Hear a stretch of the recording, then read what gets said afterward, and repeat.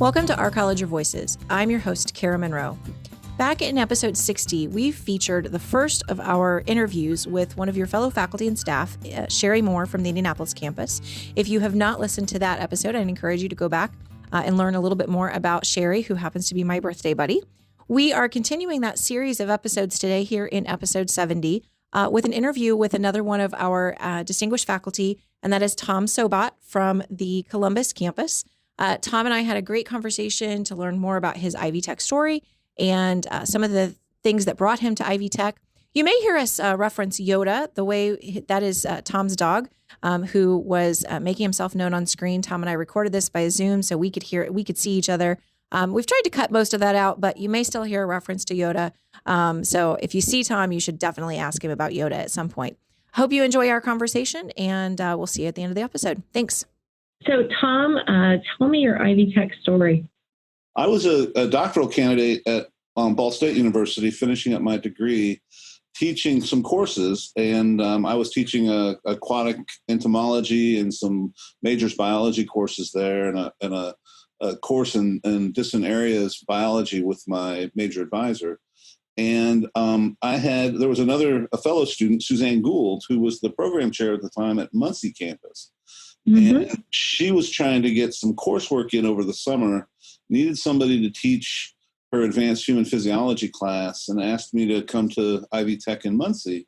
And so I taught one summer, which turned into a fall and then a spring. And so I started in 2006 in Muncie and moved to full-time. At that time, I was actually opening a job search, looking at 4 years in universities.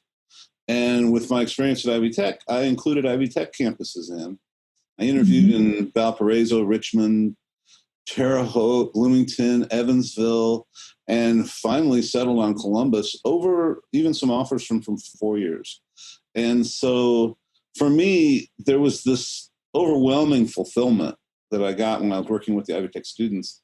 And so it made it my home. And Columbus is just so comfortable. It's home. And I call it home. It is my academic home. And then the city of Columbus is my home as well. And I love living here.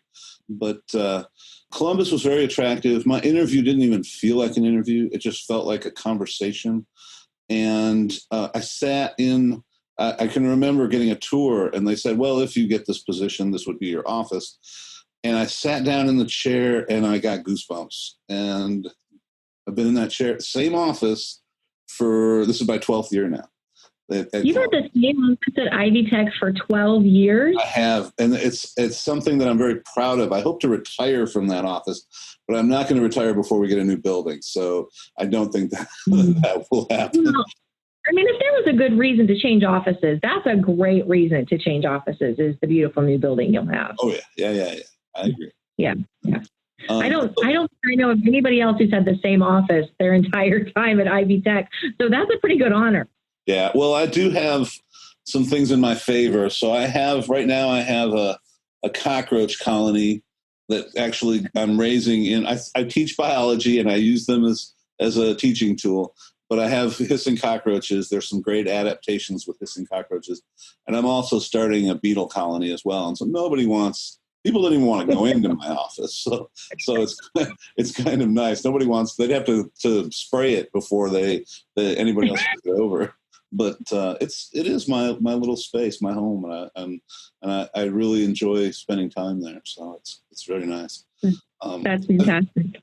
Yeah, I've been in the Columbus campus now for 12 years, teaching classes, and it's been it was a great choice.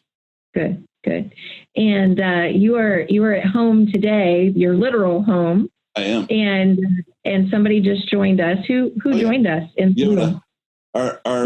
He's our boy. He's he'll be 2 years next month. He's a Siberian Husky. And he's beautiful. So you're a biologist. What drew you to that academic discipline?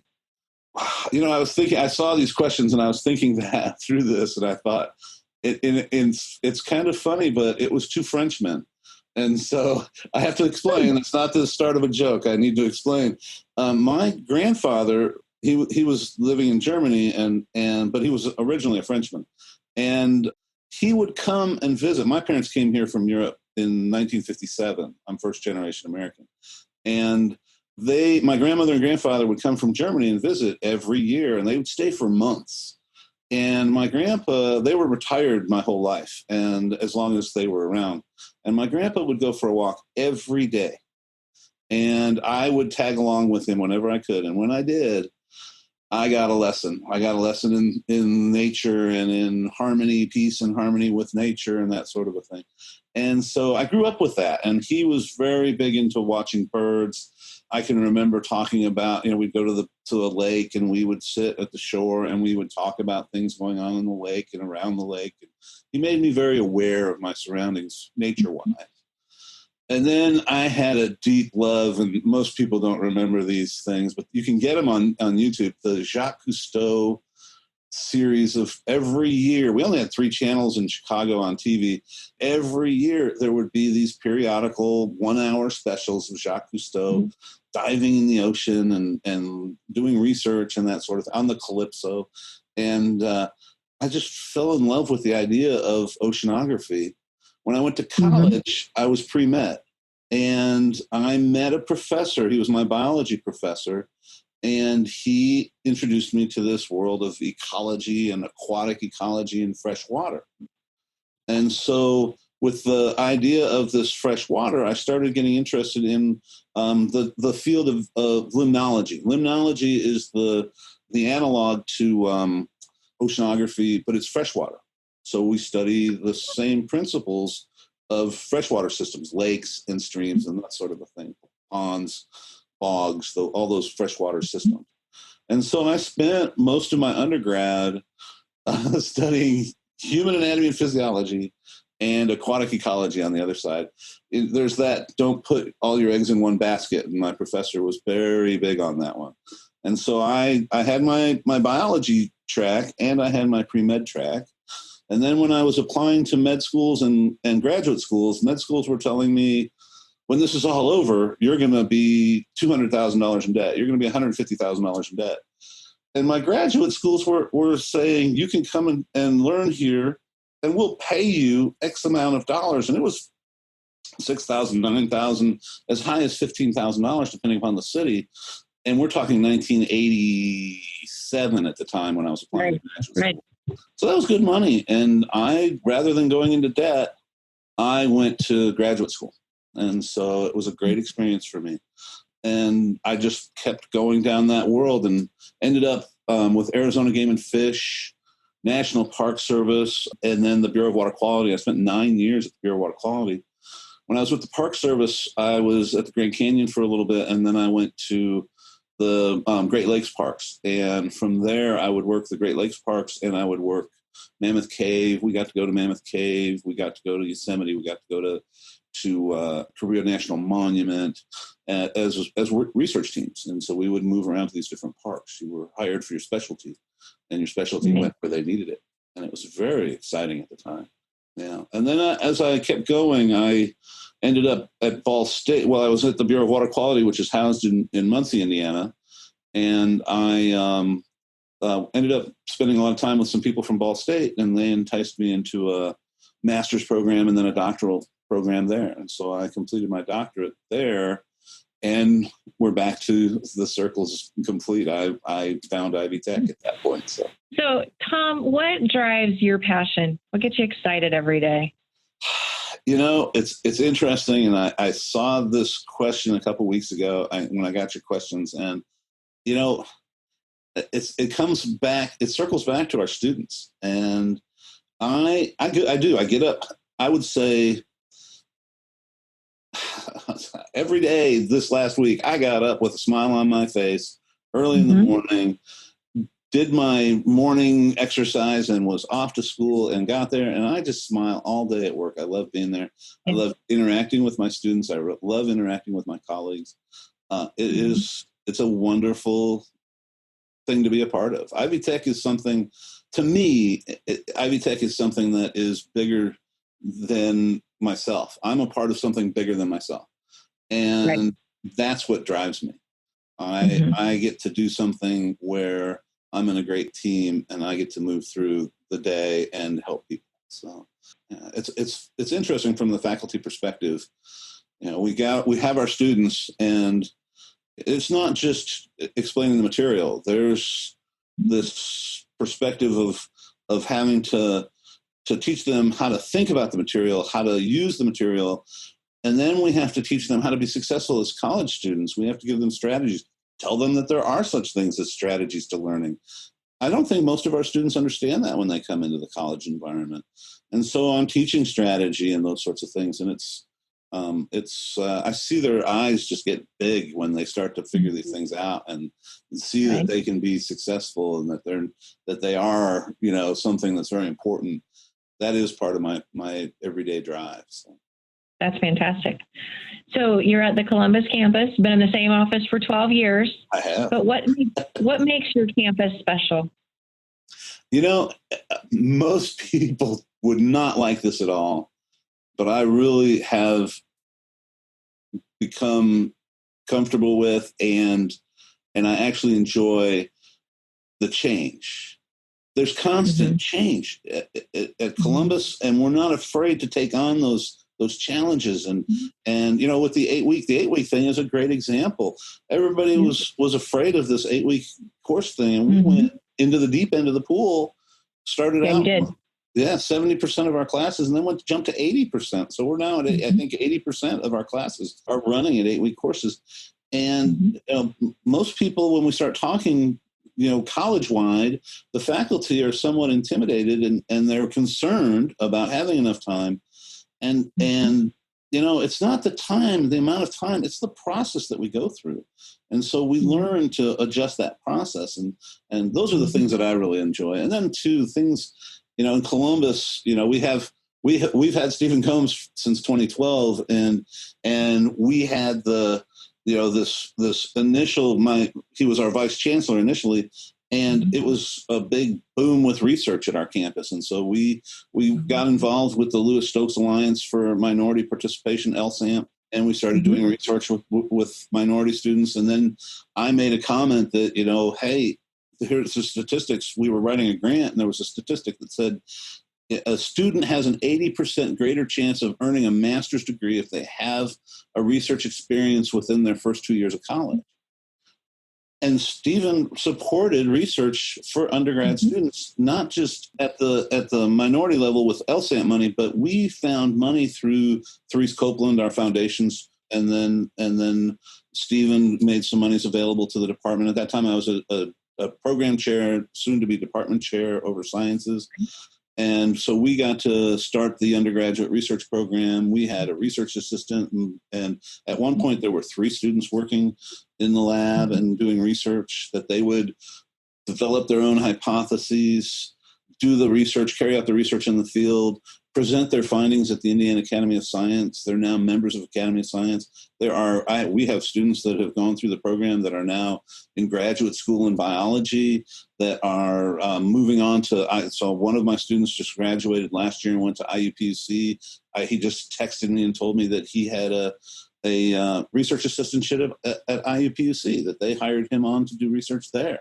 And so it's something that's really going gangbusters, and it was all because of that one little environment and that little happenstance. And even now as chancellor, he's still supporting all the things that we want to do. So we get to do things that I don't see other campuses doing, and I really appreciate that. Well, and the LSAMP program is fantastic. We've featured some of the Indy students who are in the LSAMP program on the podcast in their research program at IUPUI. So we've had their IUPUI mentor faculty come in and talk with them too. So yeah. Well, and I just saw that there's a couple of positions for an LSAMP coordinator. So we must be getting involved in the grant, and that's wonderful. That's exciting news. It's a great program. And I know you've got one on your shirt that I hope you'll talk a little bit about. What college or statewide initiatives or programs are you participating in, or have you participated in over the years? So for the last, I want to say 6 years, I think this is now our 6th cohort. It might be our 7th, and I apologize if I'm off by one. I have been the academic lead for our ASAP program. And so I've been working with students. My role has really waned. Our coordinator has been working hard, and she has really gotten comfortable with helping the students. And so I've not had to get involved very much at all anymore. And so I get the benefit of getting to work with the students, and it's a great group of students. So that's the program where we have students going through in a cohort 5 8-week semesters. They graduate at our campus. You can graduate with a business degree, a liberal arts degree, and now they have at the Muscatatuck training facility, they have the cyber science degree. I don't have any role there, but I know that that's something that our campus is doing. That's something it's very exciting. So I've been involved in ASAP for a long time. And then also I was a program chair. In 2010, I became our life and physical science program chair and did that for a couple of years. And while I was involved in that, I became the state lead for our life sciences group. And I worked with life sciences for 6 years as the lead chair in that group, the curriculum committee. And in that time, I've been involved with the course transfer library. I have helped write the scientific ways of knowing for the state, for the campus. I worked with the TSAP in biology at the state meetings with the CHE, and then our meetings locally with our campus, our college. And also, I was the co-chair for the statewide committee for the TSAP for education/biology. And with Anne Grenz from, I believe, ISU. We worked together on that, and that was exciting. So I've had a great time, and I was a chair for 2 years, program chair, and then 6 years the department chair, and then recently I've stepped down and focused on my teaching. I just wanted to get back in the classroom for a couple of years. It's not outside of my plan to get back into the faculty administrative role, but it's not that so much that I needed a break. It's more that I was so overwhelmed by my students and how grateful they were that I thought maybe I need to really get involved with them for a little while again. And so now I've been doing that for 2 years. This is my second year back as a faculty member, and I'm feeling that itch. I like the conundrum of faculty administration. There's always a puzzle. There's always a challenge, and I really miss that. And so I have considered that idea, looking for positions that might take that side of my drive as well. So, but I stayed in the deep end of the pool for a long time. That's the way I say it. I apologize for that analogy, but very active. I grew a very large network of colleagues, and I get to say friends. And I'm teaching online in anatomy and physiology this semester, and I have in the past as well. And I always tell my students, if you don't have somebody that can help you, if you're not in the Columbus region and can come to me for help, at any campus that you're at, I can find somebody to help you because I have friends at every campus. And I honestly feel like I do. Yeah. That is the beauty of statewide network.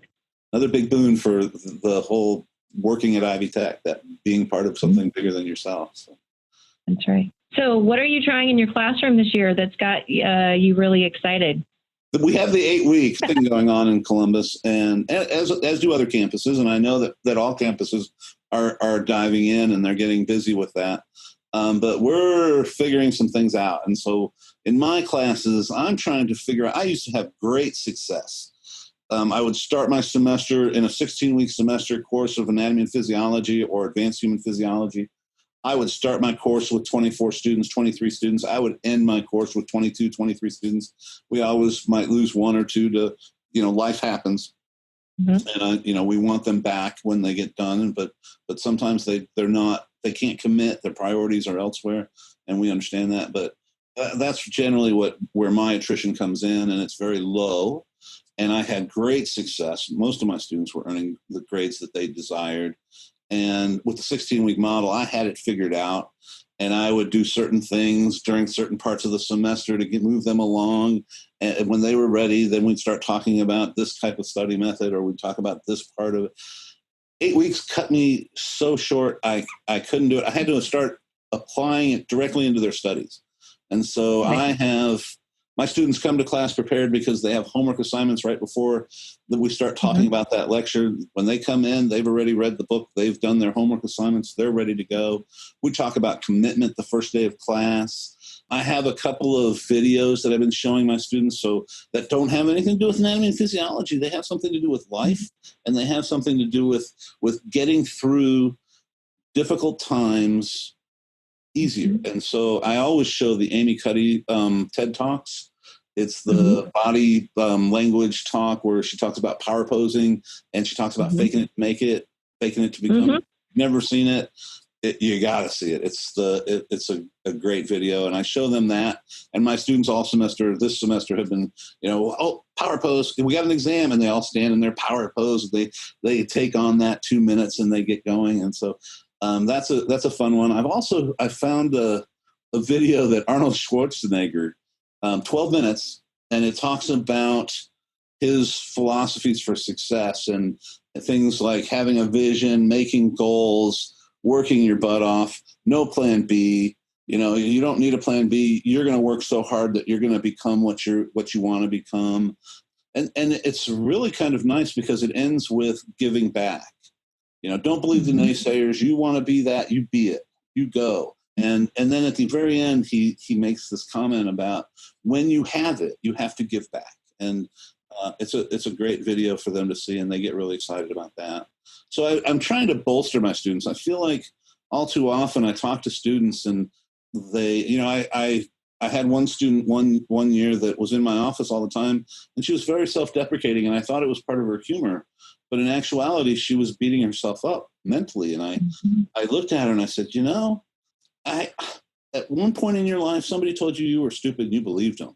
And she just started crying. And so after a 45-minute session of tears and talking, it came out that she had been told by her father that she was stupid and that, and she believed it and she became that. And I worked now with her. She's a nursing student now. She's doing great. And I worked with her for a while, teaching her strategy, teaching her, showing her that she wasn't stupid. I don't know how to do this better, but we need to bolster our students.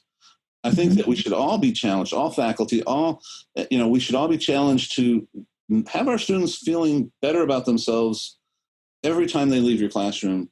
They should feel better about themselves. And that's something that I'm working into my classes. And so every time we talk, I'm applauding them. I'm telling them. We had an exam yesterday. The class didn't do very well. I still congratulated them on their efforts.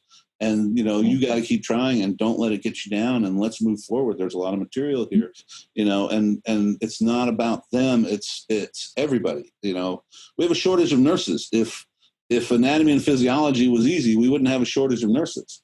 The entry level courses for nursing are are difficult. And so it's keeping people from getting beyond that. So we need to make that not easier, but we need to make it something that they can achieve. So working a lot on that. So, very good. Very exciting. Yeah. It never gets dull. You always got to change and work forward and try and make it good for them, fun for them. Well, every faculty member I know is always tweaking something in their class. They're always trying something new. They're always trying to add something else to help and support their students. So. Well, even you're sending out emails on the 8-week and ways that we can do things. And one of the things I caught from you was, you don't have to bombard them covering the same objectives multiple times in multiple ways on multiple assessments. You assess them on an objective and move on to another objective. And so I've been watching and looking at my homework assignments and how many times am I over covering some and under covering others?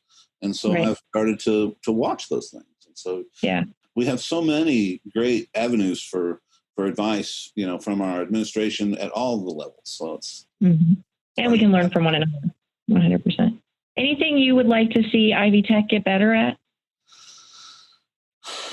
So I have for years said locally at our campus, very rarely am I outspoken when I'm in a large forum at the campus. I've said it locally for a long time. I think our marketing we need to market a little bit of towards our, not the audience, but as with our marketing, I think that we need to work a little bit better on highlighting our world-class faculty. So at every campus, I can name people at each campus, but I know at our campus, we have Dr. Aaron Miller, we have Dr. Julie Bills, we have Dr. Carmen Burrell, we have Cyrus Scrivala, Tamara Miller. I apologize to all my colleagues, whoever I left out.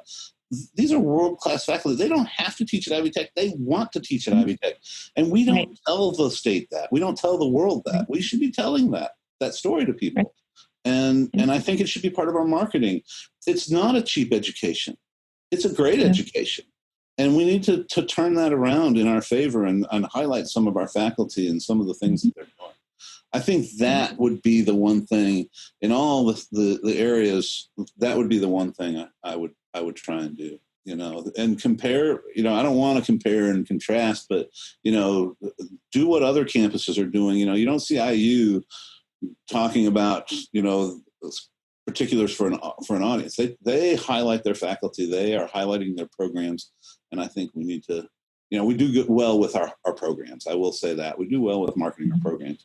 But the faculty, there are some faculty there that it's not about accolades either. I think it's about getting people comfortable with Ivy Tech as an academic institute, a world-class academic institution. That's a big one for me. So. I love that. All right, lightning rounds. I know dog or cat. I bet your dog. Oh yeah. Well, okay. I'm changing now because I have a dog cat. Yeah. Still there? He is. He's laying right there. He's turned around a couple of times, but he's still back there. We have bored him because his head is hanging off the couch at this point. What's your favorite food? I love sushi, but I also a good steak or a good piece of fish is right there on top of it as well. Very good. What's your hobby, or what are your hobbies? My wife and I are avid bird watchers. I don't get to say that often. I like to use that word avid. We've traveled to see birds.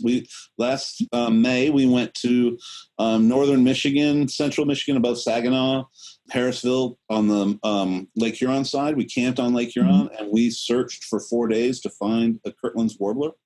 Kirtland's warbler is a bird that is low in numbers. There's about 2,000 of them on the planet, and they fly between north central Michigan and the Bahamas. And those are their two range locations. And so you have to travel to see them.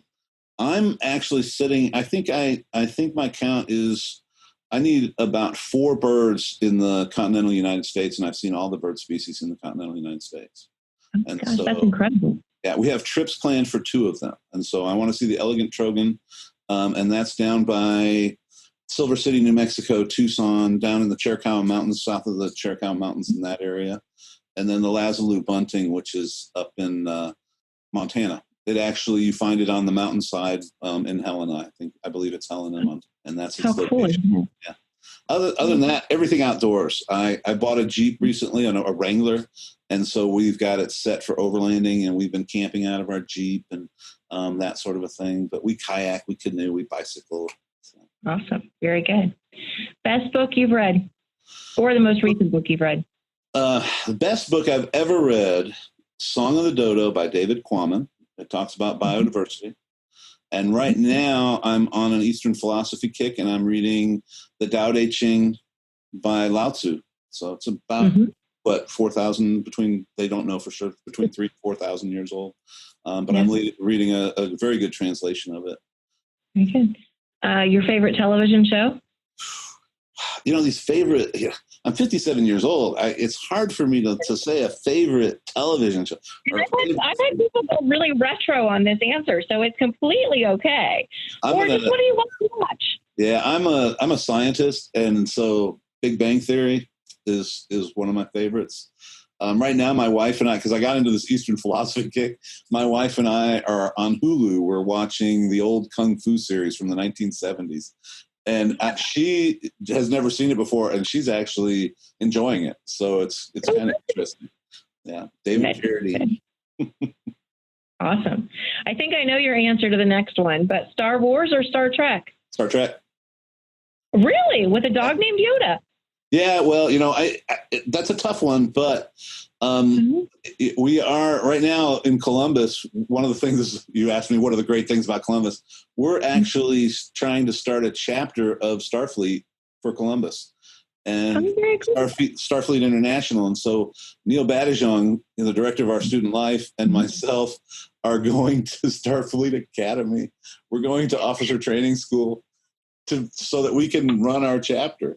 And then we're going to have a shuttle that's going to be a student organization. So the club will be open to the community, and then we'll have a student organization that is their shuttle. And so it's kind of, it's Nerdvana. We're in Columbus. We're a bunch of nerds. Who knew? I love that. I love it. And I need pictures of you and Neil at Starfleet Academy. Okay. Well, it's online. So it's something to do online.